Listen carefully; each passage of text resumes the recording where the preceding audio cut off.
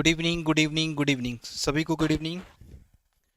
तो चलिए आज आप सभी के लिए सरप्राइज है। आज जो सेशन हम लोग करेंगे चैप्टर नंबर 5 जेनेटिक्स को पढ़ेंगे, प्रिंसिपल बेसिस ऑफ इनहेरिटेंस को पढ़ेंगे, यानी जो जेनेटिक्स का जो लॉ है, जिसे प्रिंसिपल कहते हैं, सिद्धांत कहते हैं, उसको आज हम लोग पढ़ने वाले हैं।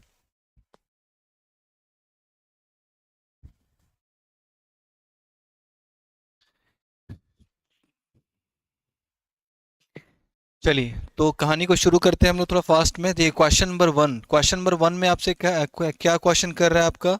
क्वेश्चन 1 में कहा जा रहा है आपसे कि जो क्वेश्चन है फैक्टर एक्सप्रेसिंग कॉन्ट्रास्टिंग कैरेक्टर, यानी घटक जो विभेदी गुणों जोड़े को दर्शाता है, क्या कहलाता है। एलील, डोमिनेंस रिसेसिव, या समयुग्मी जोड़े, या आपको कह सकते डिटर्मिनांट्स कह सकते हैं, यानी प्रभावी अप्रभावी, एलील, समयुग्मजी जोड़े जिसको होमोलोगस पेयर कहते हैं, या डिटर्मिनांट्स। इसमें से क्या कहेंगे, देखते हैं किसके पास आंसर है। आंसर दीजिए फटाक से, सभी के लिए क्वेश्चन सबसे इंपॉर्टेंट।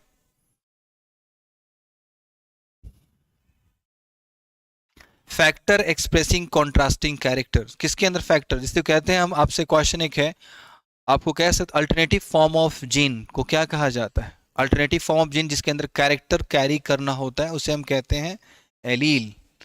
क्या कहते हैं हम लोग, अल्टरनेटिव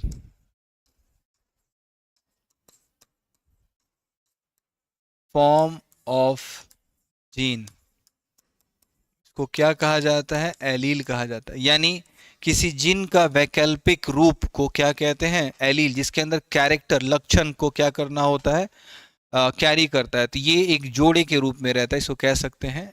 इसी को यहां पर एक्सप्रेस किया गया, factor expressing contrasting character. Factor expressing contrasting character, factor expressing contrasting character.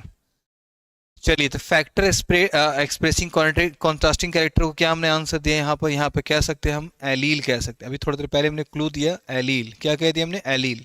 अब चलिए इसके बाद देखते हैं क्वेश्चन नंबर 2 की ओर बढ़ते हैं। क्वेश्चन नंबर 2 में क्या कहा जा रहा है, सभी क्वेश्चन को नोट करते हुए चलेंगे, सभी को नोट करते हुए क्वेश्चन को आगे बढ़ेंगे।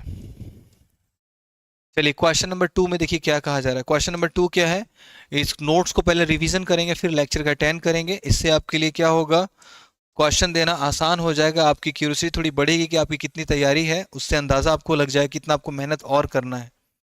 क्वेश्चन नंबर 2 में कहा जा रहा है निम्नलिखित में से कौन सा 7 जोड़ी विभेदी गुणों को नहीं दर्शाता, यानी कौन सा मैंडल का जो 7 पेयर कैरेक्टर, 7 जोड़ी यानी 14 कैरेक्टर जो है, उन इन ऑप्शन में से कौन नहीं है, किसको नहीं लिया था। तो पहला, पौधे की हाइट लिया था, बिल्कुल हाइट को लिया था इन्होंने। लीफ के आकार, लीफ के आकार को लिया था उन्होंने, तो लीफ के आकार को लिया था, क्या नहीं लिया था उन्होंने। पॉड को लिया था उन्होंने, पॉड कलर को लिया, लीफ के आकार को नहीं लिया था उन्होंने। आकार, लीफ के जो आकार, पत्तियों का आकार को नहीं लिया था। ऑप्शन कौन सा दिख रहा है आपको, किसको उन्होंने नहीं लिया, तो ये कह सकते हैं पत्तियों का आकार को नहीं लिया, ऑप्शन नंबर बी कह सकते हैं। निम्नलिखित में से कौन शामिल नहीं है मेंडल के कॉन्ट्रास्टिंग के 7 जोड़े कैरेक्टर में, तो बोलेंगे पत्तियों का आकार, पत्तियों का आकार, बिल्कुल सही, 2 का बी, बिल्कुल ठीक है। चलिए नेक्स्ट क्वेश्चन देखते हैं, क्वेश्चन नंबर 3। क्वेश्चन नंबर 3 में क्या कह रहा है उसको देखते हैं। क्वेश्चन नंबर 3 क्या है, क्वेश्चन नंबर 3 में आपसे कहा जा रहा है क्या, क्वेश्चन नंबर 3 में कहा गया आपसे कि which one is called father of genetics, किसको फादर ऑफ जेनेटिक्स कहते हैं। तो आपके सामने ऑप्शन है मेंडल, मॉर्गन, मार्क, डिवेरिस। देखते हैं किसके पास आंसर है। ये बिल्कुल छोटा सा क्वेश्चन है, ये सभी को आंसर आना चाहिए। बिल्कुल सही, बिल्कुल देखिए आंसर है, ऑप्शन के साथ आंसर दी जा रहा है बेहतर। देखिए अभी आंसर मिला 3 का, बिल्कुल सही है, 3 का ऑप्शन नंबर ई कह सकते हैं। 3 नंबर क्वेश्चन का ऑप्शन नंबर क्या हो गया, ए, यानी मेंडल। इसको कहते हैं मेंडल, जिसको हम क्या कहते हैं, फादर ऑफ जेनेटिक्स कहते हैं, मेंडल। मेंडल को क्या कहा जाता है, फादर ऑफ जेनेटिक्स कह सकते हैं, यानी अनुवांशिक के जनक के नाम से इनको जाना जाता है, मेंडल्स को। चलिए, ग्रीगर जॉन मेंडल, पूरा नाम इनका ग्रीगर जॉन मेंडल, इनको कह सकते हैं ग्रीगर जॉन मेंडल, जॉन मेंडल। चलिए अब नेक्स्ट क्वेश्चन जो है ये बड़ा ही इंपॉर्टेंट है, और इस क्वेश्चन को बनाने के लिए आपको थोड़ा सा कॉन्सेप्ट लगाना होगा, उसके अकॉर्डिंग क्वेश्चन ये बनेगा। नीचे क्वेश्चन में क्या कहा जा रहा है आपसे कि ए बी बी और कैपिटल सी सी, यानी क्वेश्चन आपको थोड़ा सा यहाँ लिख देते हैं, यहाँ पे capital A small A, capital B small B, capital C small C, ये आपके सामने एक युग्मक का स्ट्रक्चर दिया हुआ है, जीनोटाइप दिया हुआ है, जिससे आपको निकालना क्या है, इससे निकालना है युग्मक का जोड़ा निकालना है। इसी एग्जाम पर पूछा गया विभिन्न प्रकार के युग्मक जो एक पौधे का आनुवंशिक रूप में इस जीनोटाइप से प्राप्त होते हैं उसकी संख्या बताना, यानी युग्मक की संख्या को बताना है, इससे इस जीनोटाइप से आपको आंसर देना है। देखते हैं किसके पास आंसर। ये क्वेश्चन बनाने के बाद आप आंसर दीजिए, ज्यादा बेहतर रहेगा। क्वेश्चन को ध्यान से देखिए और इसका आंसर दीजिए। क्वेश्चन नंबर 4 का ये खुद से बिना ऑप्शन का ये आंसर देने की कोशिश कीजिए।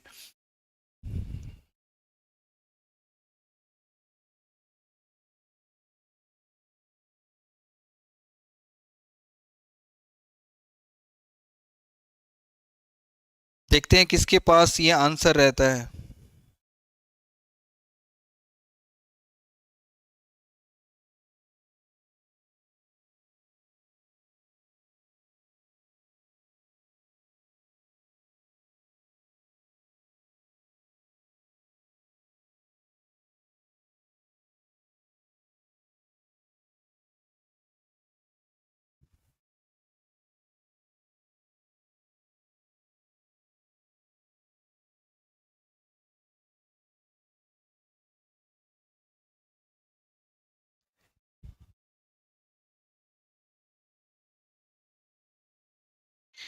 चलिए देखते हैं किसके पास आंसर हुआ। बिल्कुल आपने देखिए सभी ने अंदाजा लगाना शुरू किया। अंदाज इसको क्वेश्चन को बनाना था आप सभी से।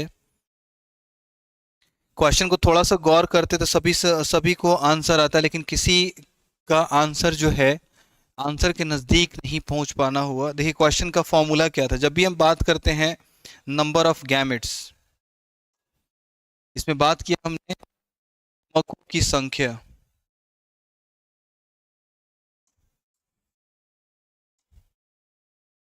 युग्मकों की संख्या। जब युग्मक की संख्या पूछी जाए तो एक फॉर्मूला होता है 2 का पावर n। क्या कहते हैं? 2 का पावर n कह देते हैं। जहां पर n जो है ये बताता है कितना हेट्रोजाइगस आपका सिचुएशन दिखाई दे रहा है। तो यहाँ पर आपको हेट्रोजाइगस में कौन दिख रहा है? जैसे विषम में कौन दिख रहा है? कैपिटल ए स्मॉल है एक, कैपिटल बी स्मॉल बी, ये सब विषम में है यानी दो, कैपिटल सी स्मॉल सी यानी दो। जो भी विषम में रहे, कैपिटल स्मॉल में रहे, उसको काउंट करेंगे और जो सिमिलर हो जाएगा उसको नेग्लेक्ट करेंगे। तो यहाँ पर दिख रहा है आपको कितना टोटल, यहाँ पर एन की संख्या कितनी हो गई। एन की संख्या हम कैसे निकाला हमने? एक कैपिटल एक स्मॉल होगा तो उसको हम काउंट कर लेंगे। जैसे यहाँ पर कैपिटल बी स्मॉल बी, इसको काउंट करेंगे, कैपिटल सी स्मॉल सी यहाँ पर काउंट करेंगे। अगर यहाँ पर लिखा रहता है ऐसे, सपोज करते हैं यहाँ पे ऐसे स्मॉल सी, यहाँ पे स्मॉल सी है, इसको नेग्लेक्ट कर देते हैं, इसको काउंट करते हैं, इसको नेग्लेक्ट कर देते हैं। यानी पता चला कि एक कैपिटल एक स्मॉल होगा तो उसको हम यहाँ पर एन के जगह पर रख सकते हैं। तो यहाँ पर टोटल कितना दिख रहा है इस जीनोटाइप में? यानी 3 दिख रहा है। तो इसका अर्थ ये हुआ कि 2 का पावर हम यहाँ पर 3 रखेंगे तो कितना हो गया इसका संख्या? 2 का पावर 3 होता है तो उसकी संख्या कितनी होगी? 8 हो गई। यानी इस युग्मकों की संख्या इस वाले जीनोटाइप से कितना निकलेगा? 8 यानी 8। सभी को समझ में आया क्वेश्चन? कि क्वेश्चन जो दिख रहा है आपके सामने, इसमें क्या दिखा आपको कि हम क्या लिख सकते हैं यहाँ पर? युग्मकों की संख्या कितनी निकली? 8 निकल गया। चलिए अब देखते हैं आगे। अब इसका ऑप्शन देख लेते हैं जरा हम लोग। आई होप सो सभी को क्लियर हो गया होगा। अब देखिए क्वेश्चन का ऑप्शन देख लेते हैं। देखिए ऑप्शन में यहाँ पे दिया हुआ है 2 है, 4 है, 8 है, 4 फिर 16 है। क्वेश्चन क्या था आपका? Capital A small A, capital B small B और कैपिटल सी स्मॉल सी। इससे आपको निकालना है number of gametes. Number of gametes को निकालना है, नंबर ऑफ गैमेट्स को निकालना है। तो कैसे निकाला जाता है? 2 का पावर n, जहां पर n क्या हो गया, यहाँ पर यहाँ काउंट करेंगे हिट्रोजाइगस विषम को काउंट करेंगे। तो यहाँ पर विषम को काउंट किया तो n कितना आया? 1 2 और ये 3। इसलिए यहाँ पर क्या लिख सकते हैं? 2 का पावर 3 बराबर कितना हो गया? 8। आंसर क्या दिख रहा है? 8। आंसर क्या दिखा? 8। चलिए तो यहां पर हमने देख लिया आंसर क्या दिखा आपको? 8 दिख गया। चलिए अब देखते हैं आगे। ये क्वेश्चन हो गया क्वेश्चन नंबर 4।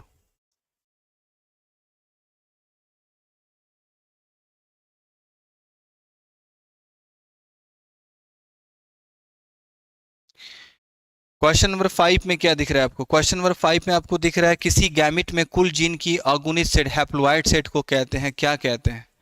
यानी किसी हैप्लोइड सेट को किसी जीन के अंदर उस गैमिट को क्या कहा जाता है? सभी जीन के हैप्लोइड सेट को क्या कहेंगे? जीनोटाइप, फिनोटाइप, जीनोम या लिंकेज ग्रुप? देखते हैं किसके पास आंसर है ये। क्वेश्चन 5, क्वेश्चन 5 नंबर का देखिए, क्वेश्चन 5 का आंसर आया।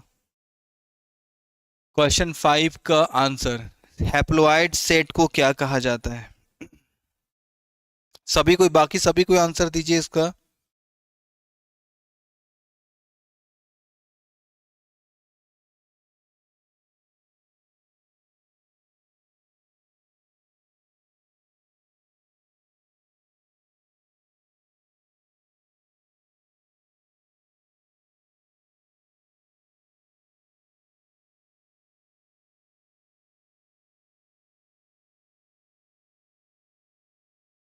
किसी हैप्लोइड सेट की बात करेंगे, बिल्कुल देखिए आंसर हम चाहेंगे सबका आंसर आ जाए।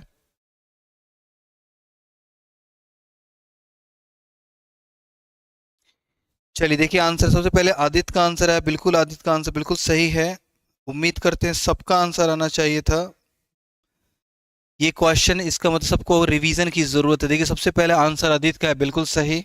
हम लोग यहाँ पर टिक करेंगे। जीनोम क्या हो गया? जीनोम कह सकते हैं। किसी गैमिट में कुल जीन के अगुणित सेट को क्या कहते हैं? जीनोम कहा जाता है।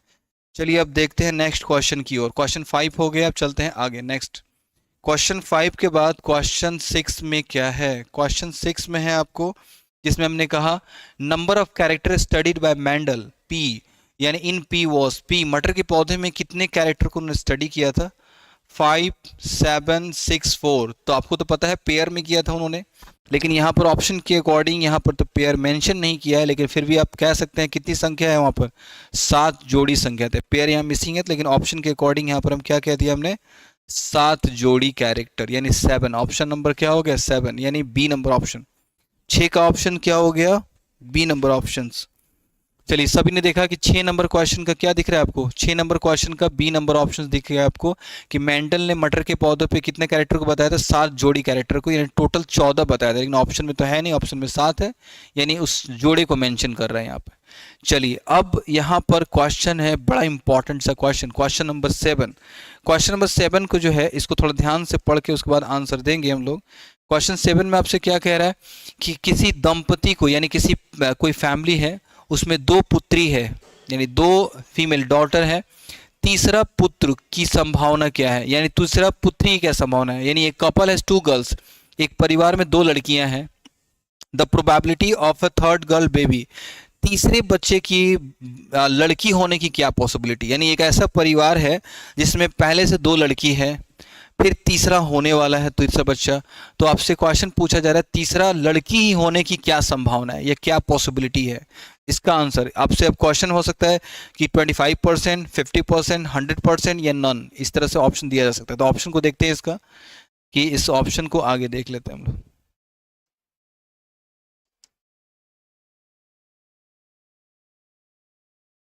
चलिए देखिए ऑप्शन यहाँ पर क्या क्वेश्चन पूछा गया कि एक फैमिली है, एक family, a family has 2 daughter, 2 daughter, लेकिन what is the possibility, what is the possibility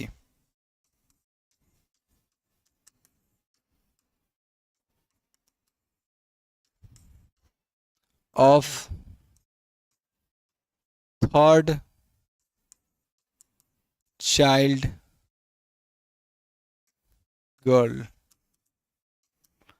यानी आपसे क्वेश्चन क्या पूछा गया इसमें कि जो तीसरा बच्चा होगा उसमें गर्ल ही होने की क्या पॉसिबिलिटी? हिंदी में फिर से एक बार समझा दें आप सभी को। किसी परिवार के पास, यहां पर किसी परिवार के पास, किसी दंपति के पास, किसी दंपति के पास 2 पुत्री है, 2 पुत्री है, तीसरा संतान पुत्री होने की क्या संभावना है? पुत्री होने की संभावना क्या है? संभावना क्या है? पुत्री होने की संभावना क्या है? तो क्या आंसर लिखेंगे? 100% है, 50% है, 25% या 12.5%? चलिए देखिए, आंसर आ चुका है यहां पर 6 नंबर का आंसर।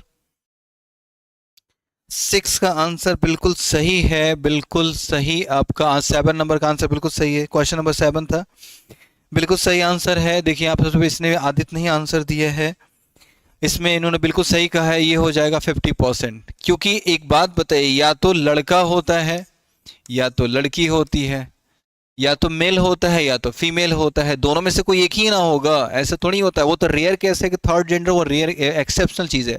हम बस दो को ही देख के बाद, या तो बॉयज होगा या तो गर्ल्स होगा, तो दोनों में से क्या 50-50, या तो बॉयज होगा तो 50% या तो गर्ल्स होगा, तो यानी दोनों को, हमने दोनों को ही काउंट करना है। गर्ल्स होगा तो बॉयज नहीं होगा, बॉयज होगा तो गर्ल्स नहीं होगा। तो यहाँ पर दोनों में से क्या 50% चांसेस है। ऐसा नहीं कि किसी फैमिली में 4 बच्चा लड़की है, 4 बच्चा लड़का है, तो लड़की है तो लड़की ही होने की संभावना है। किसी फैमिली में सिर्फ लड़का ही है तो सिर्फ अगला बच्चा लड़का ही होने की संभावना है, ऐसा कुछ नहीं कह सकते हैं। 50-50% चांसेस ही रहेगा। इस तरह क्वेश्चन बहुत सारा ट्रिकी क्वेश्चन होता है। आंसर क्या करेंगे आपका? किस परिवार में अगर 2 लड़की है, अगर तीसरा बच्चा, 50% चांसेस है लड़की होने की। ठीक है, यहाँ पर लड़का भी रखा रहता है यहाँ पर कि लड़के होने की क्या पॉसिबिलिटी, तब भी वहां पर 50% ही करते हैं वहां पर। चलिए अब देखते हैं क्वेश्चन नंबर आगे।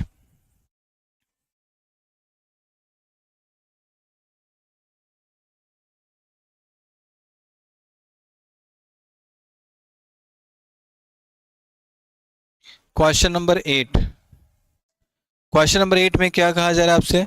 क्वेश्चन नंबर 8 के अंदर है, 3 वैज्ञानिक ने मेंडल के परिणामों को पुनः खोज कर शामिल इसमें जिसमें शामिल नहीं है, यानी Mendel experiment was discovered by 3 scientist which is not in the following. यानी 3 वैज्ञानिकों ने मेंडल के खोज को दोबारा से खोज के निकाला था, लेकिन इन ऑप्शन में से कौन वैज्ञानिक है जो उस 3 वैज्ञानिकों में शामिल नहीं है? ये क्वेश्चन है आपका। तो पहला क्या है? वॉल्टर सटन, दूसरा De Vries, Correns, and last में शर्मक, वॉन टी शर्मक। तो फिर से बोलना हो रहा है, ऑप्शन नंबर ए में है सटन, ऑप्शन नंबर बी में वेरिस, और सी में कॉरेंस और वॉन शर्मक। देखते हैं किसके पास आंसर है। बहुत ही अच्छा सा क्वेश्चन है ये, क्वेश्चन नंबर 8 का। बिल्कुल देखिए सही आंसर, फिर भी आदित्य का ही आंसर है, बहुत बेहतर, बिल्कुल सही कहा उन्होंने अपने। ये जो वॉट सटन जो कहते हैं वो इस 3 वैज्ञानिकों में शामिल नहीं थे। दोबारा से रीडिस्कवर मेंडेलियन डिस्कवर्ड को करने वाले कौन वैज्ञानिक थे? दोबारा से रीडिस्कवर किया मेंडेल खोज को, तो कहते हैं कार्ल कॉरेंस, हुगर डी विरिस और टी शर्मक। ये 3 वैज्ञानिकों ने शामिल थे जिन्होंने मेंडल को वो सम्मान दिलाया, फादर ऑफ जेनेटिक्स, उनको सम्मान दिलवाया गया था मरने के बाद। तो किसके थ्रू सम्मान दिलवाया गया? तो यही 3 वैज्ञानिक है। जब इन्होंने एक्सपेरिमेंट किया तो पता चला कि ये जो हम एक्सपेरिमेंट कर रहे हैं मटर के पौधे पे, ये तो पहले ही किसी वैज्ञानिक ने करके रख दिया है। वो कौन है? तो उसको 16 साल पहले ही करके रखा था मेंडल ने। तो एक्चुअल में फादर ऑफ जेनेटिक्स, उनके मरने के बाद ये सम्मान उनको दिया गया था। आई होप सो ये चीजें क्लियर हो गई। तो चलिए क्वेश्चन नंबर अब देखते हैं हम लोग, क्वेश्चन नंबर 9 की ओर आते हैं। मेंडल ने प्रस्तावित किया था, मेंडल ने क्या प्रस्तावित किया था ये देखिए यहाँ पे। सबसे पहला एक संलग्नता का नियम, law of sex link inheritance. दूसरा rule of energy, law of heredity, या इनमें से कोई नहीं। देखते हैं किसके पास आंसर। बहुत ही आसान सा क्वेश्चन, ऑप्शन के अकॉर्डिंग बहुत ही आसान क्वेश्चन है। क्वेश्चन नंबर 9 का, क्वेश्चन नंबर 9 का बहुत ही आसान सा, आप आसानी से क्वेश्चन दे सकते हैं। इसमें कहा मेंडल ने क्या प्रपोज किया?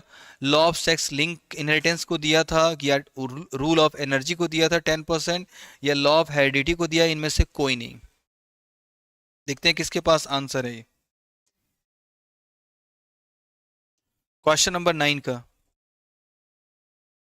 हाँ बिल्कुल सही है। देखिए आदित्य का बिल्कुल आपका सही आंसर है। यहाँ पर क्या हमने आनुवांशिकता के नियम यानी लॉ ऑफ हेरिडिटी, मेंडल ने क्या दिया था? लॉ ऑफ हेरिडिटी को दिया था। क्वेश्चन नंबर 9 का ऑप्शन नंबर सी। तो चलिए अब आगे देखते हैं। अब बात करेंगे क्वेश्चन नंबर 10 की ओर। क्वेश्चन नंबर 10, क्वेश्चन नंबर 10 में आपसे क्वेश्चन पूछा जा रहा है, हाइब्रिड के जीनोटाइप का पता कैसे होता है? Common test to find genotype of hybrid is by, कैसे होगा? Study of sexual behaviour of F1 progeny यानी F1 संतति के लैंगिक व्यवहार द्वारा, या cross F1 individual with recessive parent द्वारा।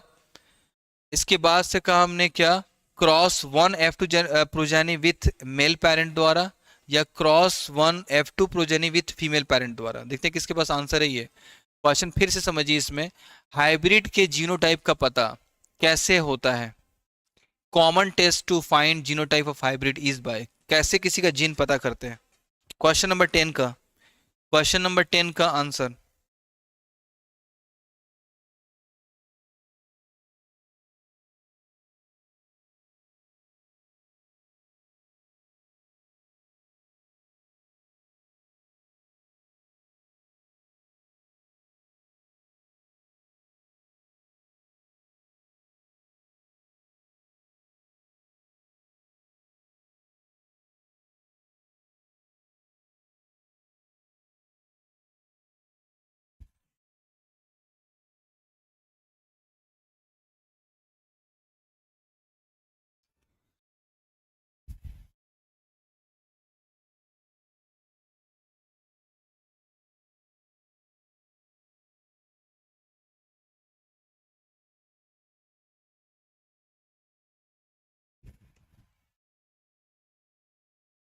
देखिए बी नंबर ऑप्शंस, देखिए आदित्य का आंसर आया है। देखिए यहाँ पर जब भी हम बात करते हैं जीनोटाइप निकालने का यहाँ पे, तो हम बात करेंगे F1 जनरेशन की बात करेंगे, यानी F1 जो जनरेशन जो आपसे आया हुआ है उसको फिर से दोबारा क्या करते हैं हम लोग, रिसेसिव के साथ, अब रिसेसिव पेरेंट के साथ क्रॉस कराते हैं, तो उसके जीनोटाइप को आसानी से हम पता कर सकते हैं।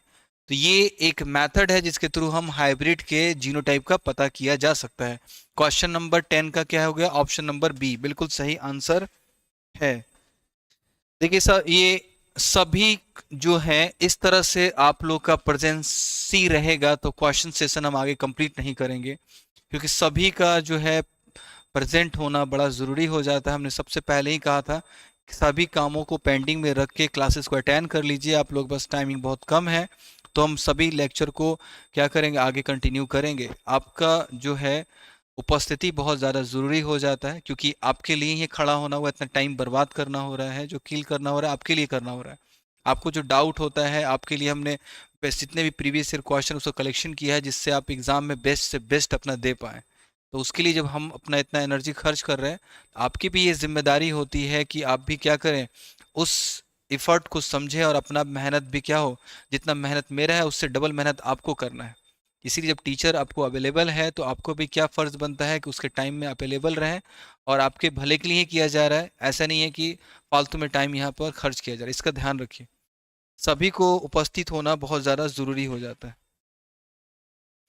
तो चलिए क्वेश्चन नंबर 10 था आपका, देखते हैं क्वेश्चन नंबर 11। क्वेश्चन नंबर 11, इसमें क्या कहा जा रहा है क्वेश्चन में? क्वेश्चन में कहा जा रहा है कि who modified Mendel's postulates as Mendel's law, किसने मेंडल्स के पोस्टुलेट मतलब लॉ को, उसके कानून को, उसके नियम को मेंडल्स लॉ में कन्वर्ट किया था? कॉरेंस, शर्मक, हुगो डिविरिस, या सभी के सभी? देखते हैं किसके पास आंसर है। क्वेश्चन नंबर 11 को ध्यान से देखकर बताइए।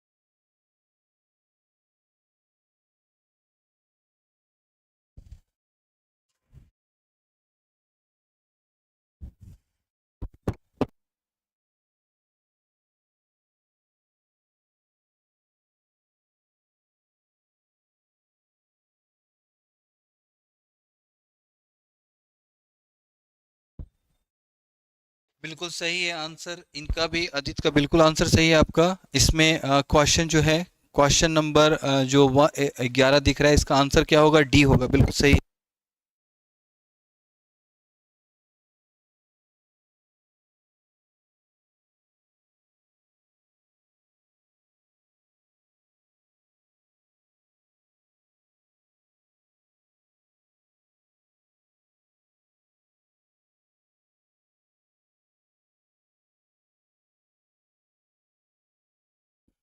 चलिए, तो इसमें क्या देखा आपने? क्वेश्चन नंबर 11 का क्या दिखना हो रहा है? तो इसको हमने कहा सभी का सभी, यानी तीनों का योगदान था मेंडल्स के लॉ को देने का। मेंडल्स का लॉ जो है, इसको रीडिस्कवर्ड किसने किया? तो हम कह सकते हैं कॉरेंस, टी शर्मक और हुगो डीवरीज। ये तीनों का योगदान था उनके डिस्कवर को दोबारा से दुनिया के सामने रखने का, क्योंकि बेचारे वो तो 84 में ही डेथ कर गए।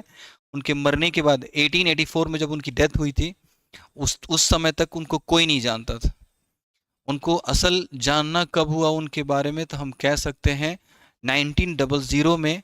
ये 1900 का टाइम है जब ये तीन वैज्ञानिक एक ऐसे एक्सपेरिमेंट को कर रहे थे जिस एक्सपेरिमेंट को 16 साल पहले ही किसी ने करके रख दिया था, और उस व्यक्ति का नाम कहते हैं मैंडल्स।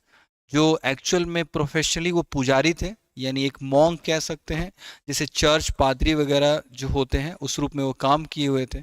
इसीलिए उनके नाम को जब हम पूरा पढ़ते हैं तो उनके नाम से हमें उनका प्रोफेशन पता चलता है। उनका पूरा नाम ग्रीगर जॉन मैंडल।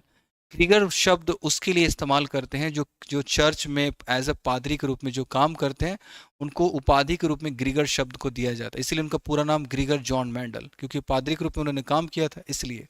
तो हमने कहा कि ऐसे व्यक्ति जिसको दुनिया ने उस समय तो उतना पहचान नहीं दिया, लेकिन वो ऐसा काम करके चले गए जो उनको उस काम का श्रेय उनके मरने के बाद मिला। इसीलिए हम कहते हैं सभी को, आप ऐसा अपने टाइम का इस्तेमाल कीजिए जो टाइम आपका आज का है उससे पहचान आपकी आगे की बन जाए, इसका ध्यान रखिए।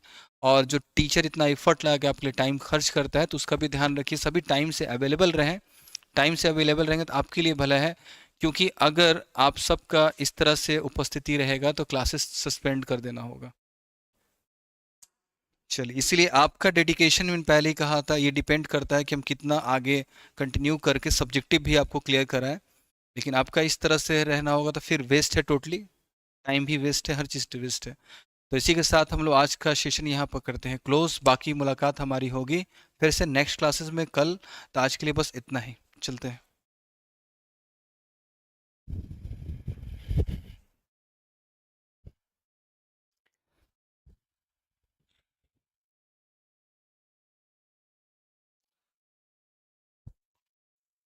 7:50 क्या कह रहे हैं सोनू?